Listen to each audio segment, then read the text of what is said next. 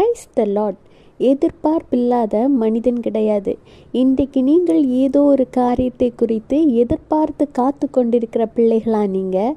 அது என்ன காரியமாக கூட இருக்கலாம்.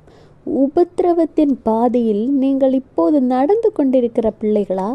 உபத்திரவத்தை பார்த்து, கஷ்டத்தை பார்த்து உங்களுடைய உறுதியை தளர விட்டுறாதீங்க.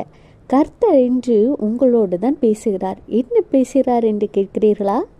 ரோமர் 12:12 நம்பிக்கையிலே சந்தோஷமாயிருங்கள், உபத்திரவத்திலேயே பொறுமையாயிருங்கள், ஜெபத்திலே உறுதியாய் தரித்திருங்கள்.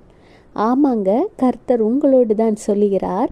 உங்களுக்கு என்ன சூழ்நிலை வந்தாலும் சரி, ஆண்டவராகிய இயேசு கிறிஸ்து மீது நீங்கள் வைத்திருக்கிற நம்பிக்கையில் ரொம்ப ஸ்ட்ராங்காக இருங்க.